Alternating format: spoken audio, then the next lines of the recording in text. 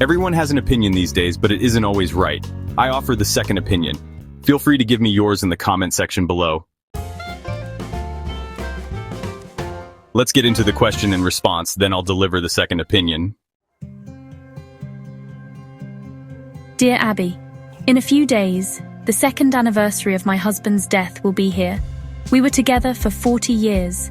They weren't easy years. He had many issues, both physical and mental. I was isolated because I didn't want others to know the extent of what I lived with every day. I cared deeply for him, and as his wife, it was for better or worse. It has been hard, but I felt I was coping pretty well.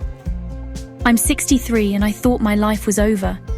Now, I don't know what my body is doing, but I am experiencing intense feelings that I thought were long dead. Taking care of my husband for so many years, I let myself, my weight and appearance, go. But now I'm eating healthy. I have lost a few pounds, and I am trying to work on my appearance. I don't understand why my body at this age has decided to come back to life. I live in a rural area, and I have no idea how to go about meeting any older men. I spent a lot of lonely years I thought had killed all hope and love, but suddenly I realize that isn't true. I'm so mixed up. I tell myself I'm being silly, but my body won't listen. I hope you don't think I'm nuts, because this is a real problem. Thank you for any advice. Dear Reawakened, you have been through a difficult time. Being a full-time caregiver is wearing as well as stressful. After those years caring for your sick husband, it isn't surprising you forgot to take care of yourself. Well, that burden is now lifted, and you have a lot of life ahead of you. The good news is that for someone who takes care of herself, who exercises regularly and eats healthfully, your life is filled with possibilities and far from over. This is what your body is trying to tell you. Start exploring activities that enable you to meet people and make new friends. If you do, you may very well meet someone and couple up again.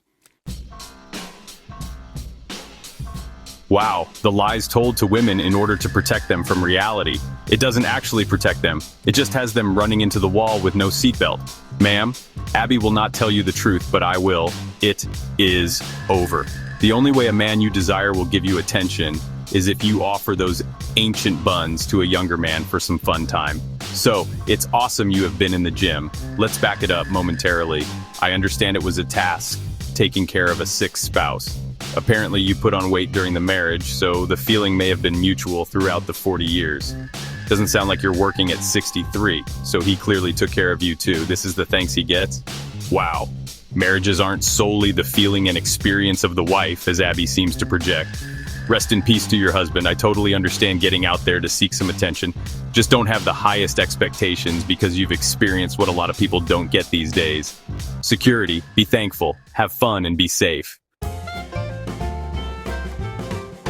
Was I too harsh? Truth hurts. On to another one. Dear Abby, I owe nearly $200,000 in student loans for my graduate school education. I'm a middle-aged female who has health issues. My income is marginal, as is my career. I had hoped years ago to be earning a six-figure income, own a home, have a family, and enjoy some stability by this point. Obviously, that hasn't panned out, nor do I consider my situation likely to change. I am single, educated, and still poor. I slave more than 40 hours a week for no benefits, no long-term stability, no home, and only marginal survival. How should I explain all this if I did start to date someone? When should I mention my indebtedness to any prospect before watching him flee to the nearest exit? Money woes in the East. Dear Money Woes, if you should be lucky enough to meet someone you think is special, the first words out of your mouth should not have anything to do with your bank balance. Get to know the person. Let him get to know you before divulging anything about your financial situation. At this point, many people of both sexes are worried about their financial futures. You are far from alone having these concerns. Abby, she didn't say bank balance because there is no balance. She's talking about money she owes to the banks and loan servicers. The same money that he would owe if he were to marry her. She should work on her financial situation before trying to make it another man's responsibility. if she actually cared about the relationship. This strong and independent should have to do what men have always been expected to do: improve on themselves and be an asset, not a liability. Nothing about what she's saying sounds attractive to the type of man she feels she deserves. This handsome, tall, in-shape man making good money will probably sleep with her and it'll stop there. A truly self-respecting man isn't going to take her seriously and add a burden to his life. Is there a lane? Yes. If she's attractive enough, a big, balding, blowed-out simp would be happy to have her and will take on this burden. He'd feel like it's a fair trade. We know the ending to that story. Divorced, take half and leave him in financial destruction as she tries to get the desirable men she feels she passed up on, only to be pumped and dumped till no end. I hope I'm wrong, but I've witnessed it for decades. You are welcome.